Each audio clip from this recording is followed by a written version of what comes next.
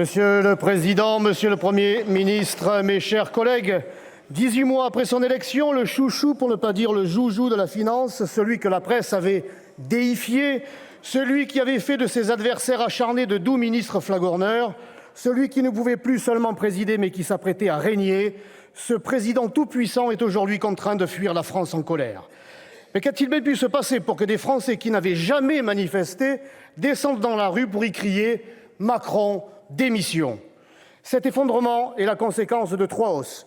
Tout d'abord, la hausse des insultes par celui qui était censé être le protecteur des Français, mais qu'il qualifiait tour à tour d'illettrés, de fainéants, de cyniques, d'extrêmes, de Gaulois réfractaires au changement et même de lépreux pour 11 millions d'entre eux. Ensuite, bien sûr, la hausse des taxes et des prélèvements, en même temps que la baisse des prestations, la disparition de services publics et, au nom de la transition écologique, la hausse vertigineuse des taxes sur les carburants qui représentent 60% du prix du litre à la pompe. Et enfin, la hausse du mépris envers un mouvement populaire, apolitique et pacifique, une contestation devenue lame de fond. Qui sème l'insulte, l'appauvrissement et le mépris récolte la colère d'un peuple qui n'arrive plus à vivre.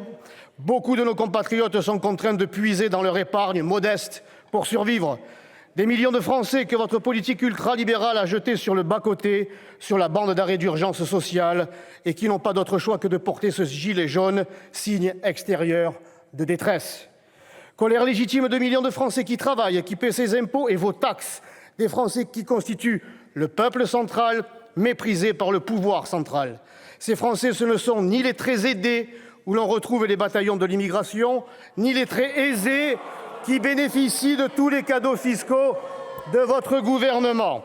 Ces Français en colère que vous n'avez pas vu venir, ce sont ces salariés, ces artisans, ces commerçants, ces fonctionnaires, ces chômeurs, ces jeunes, ces retraités. Tous ces Français qui sont sur les Champs-Élysées, ce sont les mêmes. Ce sont les mêmes que l'on a vus devant l'église de la Madeleine l'année dernière. La France des Gilets jaunes, c'est la France Johnny Hallyday, la France enracinée, la France qui ne demande qu'à travailler et à vivre des fruits de son travail, la France périphérique, la France des terroirs et des clochers qui est obligée de parcourir des dizaines de kilomètres pour aller travailler ou pour chercher du travail, faute d'en trouver en traversant la rue. Cette France contrainte de payer des taxes en même temps qu'elle voit disparaître les services publics de proximité, engloutis par la politique de la ville dont la carte ressemble étrangement à celle de l'immigration. Une France qui d'habitude se tait, mais qui aujourd'hui crie qu'elle ne veut pas mourir, que vous avez tenté en vain de décrédibiliser. Alors, si l'on suit votre logique de pollueur-payeur, alors pourquoi n'avez-vous pas taxé les plus gros pollueurs que sont les compagnies aériennes et les compagnies de navigation ? Avions et super porte-conteneurs polluant bien davantage que toutes les voitures du monde, mais fidèle à sa ligne et à ses amis de l'hyperclasse, Emmanuel Macron protège les forts et matraque les faibles. Vous avez taxé les Français en assénant qu'ils seraient responsables du réchauffement climatique, alors que nous n'émettons que 0,9% du total des émissions de gaz à effet de serre, l'Allemagne 2 fois plus, la Chine 30 fois plus. En réalité, monsieur le Premier ministre, vous tentez de culpabiliser les Français pour mieux les racketter, car il faut tenir les engagements que vous avez pris devant Bruxelles. Alors tout est bon, même les plus gros bobards. Passons au tout électrique et nous sauverons la planète. Or, la production de voitures électriques est plus polluante que celle des véhicules à essence. La production et le recyclage des batteries constituent une hérésie écologique et nous mettra de plus sous dépendance économique chinoise. Votre transition écologique est non seulement une imposture, mais de plus, elle ruine nos compatriotes. Vous taxez les Français, réduisez leurs pensions, leurs allocations, comme ce sera bientôt le cas avec la réforme de l'allocation logement qui impactera 1 200 000 Français. Certains bénéficiaires perdront jusqu'à 1 000 euros par an. Et Emmanuel Macron, estimant que les minima sociaux coûtent un pognon dingue, alors il sabre, il supprime.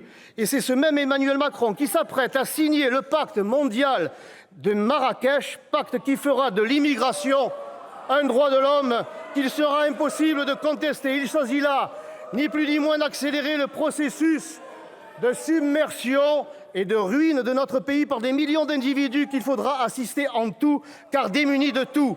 Vous surtaxez les Français en leur disant qu'il faut faire des sacrifices et dans le même temps, vous faites savoir à toute la misère du monde qu'elle trouvera en France de quoi être logée, soignée, éduquée, formée. C'est complètement délirant et suicidaire. Nous vous invitons à tourner la page de l'ultralibéralisme au profit d'un modèle national et protecteur. Produisons, Il faut conclure. consommons. Il faut conclure. Non, il faut conclure. Produisons, consommons et retraitons local.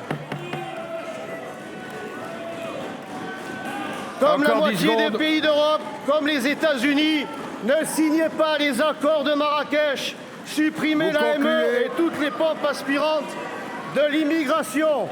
Vous pourrez ainsi augmenter le pouvoir d'achat Vous concluez. de nos compatriotes. Et je conclus. Et Vous je concluez. conclus. En mettant un terme à votre violence fiscale et vos injustices sociales, vous ferez enfin cesser cette violence inadmissible